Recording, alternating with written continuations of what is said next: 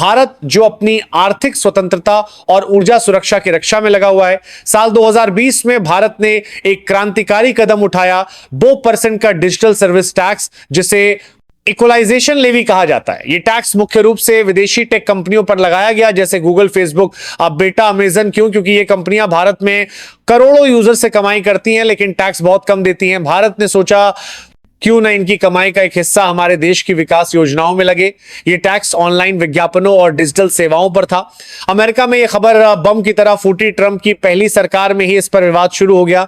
America ने कहा यह हमारे टेक जायंट्स के खिलाफ भेदभाव है। उन्होंने धमकी दी कि अगर भारत ये टैक्स नहीं हटाता तो हम जवाबी टैरिफ लगाएंगे। अब 2025 में आते हैं, ट्रंप फिर से सत्ता में है और उनका अमेरिका फर्स्ट नीति और मजबूत हो गई है। मार्च 2025 में भारत ने एक बड़ा फैसला लिया। 6% का डिजिटल एडवर्टाइजमेंट टैक्स हटा दिया। यह टैक्स 2016 से चला रहा था और मुख्य रूप से अमेरिकी कंपनियों पर असर डालता था। रॉयटर्स की रिपोर्ट के मुताबिक वित्त मंत्री ने संसद में कहा कि यह कदम अमेरिका के साथ व्यापार संबंध सुधारने के लिए है।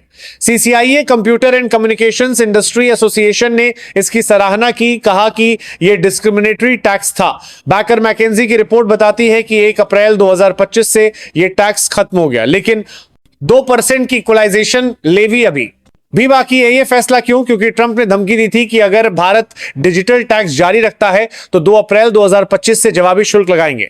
भारत ने सोचा बेहतर है रिश्ते सुधारें, लेकिन क्या यह शांति लाया? नहीं। अगस्त 2025 में ट्रंप ने बाधा बढ़त रही, एक नया बम फोड़ा। 6 अगस्त को उन्होंने भारत पर 25% अतिरिक्त टैरिफ लगा दिया, जो कुल टैरिफ को 50% तक ले जाता है। क्यों? क्योंकि भारत रूस से तेल खरीद रहा है। ट्रंप ने कहा यह रूस की युद्ध मशीन को फंड कर रहा है, जबकि यूक्रेन में आराब जंग चल रही है। विकिपीडिया और रॉयटर्स की रिपोर्ट्स बताती हैं कि यह सेकेंडरी टैरिफ है जो रूस से व्यापार करने वाले देशों पर लगाया जा रहा है। भारत रूस का दूसरा सबसे बड़ा तेल खरीदार है। 2025 के पहले 6 महीनों में 35% तेल रूस से आए। ट्रंप व्हाइट हाउस में बैठे हैं और कहते हैं भारत हमारे साथ अच्छा व्यापार पार्टनर नहीं है। वे रूसी तेल खरीदकर युद्ध को फंड कर रहे हैं। हम 25% टैरिफ लगाएंगे और अगर जरूरत पड़ी तो और बढ़ाएंगे। टाइम्स ऑफ इंडिया की रिपोर्ट में ट्रंप ने कहा भारत के टैरिफ सबसे ऊंचे हैं और वे हमारे साथ कम व्यापार करते हैं। भारत का जवाब, विदेश मंत्रालय ने कहा हम व्यापार समझौते के लिए प्रतिबद्ध हैं, लेकिन यह अनुचित है। यह टैरिफ 27 अगस्त से लागू होगा, लेकिन 21 दिनों का समय है। बातचीत के लिए अभी टैरिफ क्या असर डालेगा भारत से? अमेरिका को एक्सपोर्ट्स जैसे टेक्सटाइल्स, जेम्स फार्मा, पेट्रोकेमिकल्स महंगे हो जाएंगे। 2024 में भारत ने अमेरिका को $87 बिलियन का सामान एक्सपोर्ट किया। ब्लूमबर्ग की रिपोर्ट कहती है कि एक्सपोर्ट 60% तक गिर सकते हैं और जीडीपी पर 1% का असर पड़ सकता है। भारतीय एक्सपोर्टर्स चिंतित हैं। वे कहते हैं वियतनाम और चीन से मुकाबला कैसे करेंगे, लेकिन भारत की अर्थव्यवस्था घरेलू बाजार पर निर्भर है। तो बड़ा लोग से देखते थे कि जीडीपी को साल लेकर भी सेताप लगा है, झटका नहीं लगेगा। पूर्व ट्विटर पर क्या हो रहा? हाँ है, लोग कह रहे हैं भारत को डिजिटल टैक्स वापस लगाना चाहिए। एक यूजर ने लिखा अमेरिकी टेक कंपनियां भारत से अरबों कमाती हैं, अब समय है जवाब देने का, लेकिन आधिकारिक रूप से भारत ने ऐसा नहीं किया। ट्रंप ने कहा हम बातचीत कर रहे हैं, भारत टैरिफ कम करने को तैयार है। क्या यह युद्ध खत्म होगा या नया मोड़ आएगा? अगले भाग में जानिए। प्रभाव, भारत की रणनीति और भविष्य, ट्रंप के 50% टैरिफ का असर क्या है? वॉशिंगटन पोस्ट की रिपोर्ट कहती है कि यह भारत के एक्सपोर्टर्स के लिए मौत का फरमान है। बासमती एक्सपोर्टर्स के लिए राइस, ज्वेलरी, फार्मा, ये सब महंगे हो जाएंगे। एक भारतीय किसान कहता है हमारा चावल अमेरिका में बिकता था, अब कौन खरीदेगा? लेकिन भारत की ताकत है, उसका बड़ा घरेलू बाजार। मूडीज एनालिटिक्स की एडीटी रमन कहती हैं भारत की इकोनॉमी ट्रेड पर कम निर्भर है, लेकिन फार्मा और टेक्सटाइल्स हिट होंगे। भारत सरकार एक्सपोर्टर्स को सब्सिडी देने की सोच रही है। Interest subsidy loan guarantee Bharat की प्रतिक्रिया। प्रधानमंत्री मोदी ने कहा हम निष्पक्ष व्यापार समझौते चाहते हैं, लेकिन अंदर खाने बातचीत चल रही है। अलग 11 से चारे के तैयार भी देता आप बरतारा किस सरकार की जान कर लेते हैं। बहुत को भारत सरकार। जजीरा की रिपोर्ट बताती है कि 21 दिनों का समय है नेगोशिएशन के लिए। भारत कह रहा है हम रूसी तेल बाजार की वजह से खरीदते हैं। ऊर्जा सुरक्षा के लिए चीन रूस का सबसे बड़ा खरीदार है, लेकिन ट्रंप ने उसे छोड़ दिया। क्यों? क्योंकि चीन से ट्रेड वॉर के बारे में छोड़ दिया है।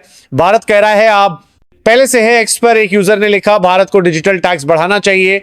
गूगल मेटा से अरबों वसूलें। कई पोस्ट में सुझाव है कि भारत फार्मा एक्सपोर्ट रोके या डेटा लोकलाइजेशन सख्त करे। क्या डिजिटल टैक्स वापस आएगा? अभी नहीं, लेकिन चर्चा है। हिंदुस्तान टाइम्स की रिपोर्ट कहती है कि भारत ने मार्च में टैक्स हटाया था ट्रेड डील के लिए, लेकिन अब ट्रंप के दबाव में वापस लगाने की सोच सकती है। ओईसीडी का पिलर 1 अभी लागू नहीं हुआ तो भारत 2% लेवी रख सकती है। ट्रंप ने कहा भारत के साथ डील करीब है, लेकिन अगर नहीं हुआ तो भारत जवाब दे सकता है। सवाल यह है, क्या भारत डिजिटल टैक्स को फिर से लागू करेगा, और अगर हां तो इसका असर क्या होगा? इंडियन एक्सप्रेस की एक ताजा रिपोर्ट के मुताबिक भारत के वाणिज्य मंत्रालय को सलाह दी गई है कि वो अमेरिका की उस मांग को न माने जिसमें भारत से डिजिटल टैक्स को हमेशा के लिए हटाने की बात कही गई है। क्यों? क्योंकि ये मांग एक तरफा है, यानी अमेरिका चाहता है कि भारत डिजिटल टैक्स न लगाए, लेकिन बदले में अमेरिका कोई ऐसी गारंटी नहीं दे रहा कि वो भी भारत की डिजिटल सेवाओं पर टैक्स नहीं लगाएगा। ये एक तरह का डबल स्टैंडर्ड है भारत के लिए। ये मसला सिर्फ टैक्स का नहीं बल्कि आर्थिक संप्रभुता का। ट्रंप के 50% टैरिफ ने भारत के प्रिंडिट करते हैं कि हारेंगे एक्सपोर्ट्स पर भारी मार डाली है। 2024 में भारत ने अमेरिका को $87 बिलियन का सामान निर्यात किया था, जिसमें textiles, James and jewellery, automobiles और केमिकल्स शामिल थे। अब इन सेक्टर्स पर 50% टैरिफ का मतलब है कि भारतीय हारी दर क्या है, $बिलियन का सामान निर्यात किया था। सामान अमेरिकी बाजार में वियतनाम, बांग्लादेश या चीन के सामान से दोगुना महंगा हो जाएगा। उदाहरण के लिए एक भारतीय टेक्सटाइल कंपनी जो अमेरिका को साड़ियां बेचती थी, अब अपनी कीमतें बढ़ाने पर मजबूर है। इसका नतीजा या तो वो घाटा खाएगी या अमेरिकी ग्राहक उसका माल नहीं खरीदेंगे। लेकिन एक अच्छी खबर भी है, फार्मास्यूटिकल्स, इलेक्ट्रॉनिक्स और एनर्जी प्रोडक्ट्स जैसे सेक्टर्स को इस टैरिफ से छूट दी गई है। इसका मतलब है कि भारत के $30 बिलियन के निर्यात पर कोई असर नहीं पड़ेगा। खासकर फार्मा सेक्टर जो अमेरिका को 50% जेनेरिक दवाएं सप्लाई करता है, अभी भी सुरक्षित है। लेकिन टेक्सटाइल्स, ज्वेलरी और ऑटोमोबाइल्स जैसे सेक्टर्स में छोटे और मध्यम उद्यम एमएसएमईज मुश्किल में हैं। एक टेक्सटाइल एक्सपोर्टर ने टाइम्स ऑफ इंडिया को नेत्रों के लिए जानते से एक दवाएं एक्सपोर्टर आए जा सके। एक परिवार है कि स्टाइल से बताया हमारी लागत दोगुनी हो गई है। अगर ये टैरिफ हटे नहीं तो हमें अमेरिकी बाजार छोड़ना पड़ेगा। आर्थिक असर भी गंभीर है। ब्लूमबर्ग की एक रिपोर्ट के मुताबिक भारत के जीडीपी ग्रोथ पर 2 से 0.5% का असर पड़ सकता है। भारतीय रुपए पर भी दबाव बढ़ रहा है, जिससे आयातित सामान महंगा हो सकता है। लेकिन भारत की अर्थव्यवस्था का मजबूत आधार उसका विशाल घरेलू बाजार है। मूडीज की अर्थशास्त्री अदिति रमन कहती हैं, भारत की इकोनॉमी ट्रेड पर कम निर्भर है, इसीलिए यह झटका सहन कर सकती है। लेकिन एमएसएमईज को सपोर्ट चाहिए भारत की स्मार्ट रणनीति, जवाबी हमला या डिप्लोमेसी। भारत इस तनाव को कैसे हैंडल कर रहा है? सबसे पहले भारत ने डिप्लोमेसी का रास्ता चुना। विदेश मंत्रालय ने साफ कहा, हमारे रूस से तेल आयात 104 बिलियन लोगों की ऊर्जा जरूरतों के लिए है। यह हमारा संप्रभु अधिकार है। भारत ने यह भी बताया कि अमेरिका और यूरोप खुद रूस से यूरेनियम और गैस खरीद रहे हैं, तो भारत पर दोहरा मापदंड क्यों? विदेश मंत्रालय के प्रवक्ता ने कहा, हम निष्पक्ष व्यापार समझौते के लिए प्रतिबद्ध हैं, लेकिन एक तरफा शर्तें स्वीकार नहीं करेंगे। Diplomatic negotiation. भारत और अमेरिका के बीच बातचीत जारी है। अगस्त 2025 में अमेरिकी व्यापार प्रतिनिधि ब्रेंडन लिंच भारत आएंगे। भारत ने साफ किया कि वो टैरिफ कम करने को तैयार है, बशर्ते अमेरिका भी ऐसा करे। लेकिन कृषि और डेयरी जैसे संवेदनशील सेक्टर्स में भारत के 2025 में भारत कोई रियायत नहीं देगा। Market diversification. भारत अब यूरोप, अफ्रीका और दक्षिण पूर्व एशिया जैसे बाजारों की ओर देख रहा है। उद्योगपति आनंद महिंद्रा ने कहा, हमें अमेरिका पर निर्भरता कम करनी होगी। घरेलू सपोर्ट। वाणिज्य मंत्री पीयूष गोयल ने एमएसएमईज के लिए इंटरेस्ट सब्सिडी और लोन गारंटी की घोषणा की। सरकार ने मेक इन इंडिया को और बढ़ावा देने की योजना बनाई है ताकि घरेलू मांग पूरी हो। डिजिटल टैक्स की संभावना। अगर बातचीत फेल होती है तो भारत डिजिटल टैक्स को फिर से लागू कर सकता है। आईक्रियर की प्रोफेसर अर्पिता मुखर्जी कहती हैं, डिजिटल टैक्स हमारा संप्रभु अधिकार है, इसे व्यापार समझौते में शामिल करना गलत है, सौदा हो सकता है। अगर भारत और अमेरिका एक निष्पक्ष व्यापार समझौते पर पहुंचते हैं तो टैरिफ कम हो सकता है।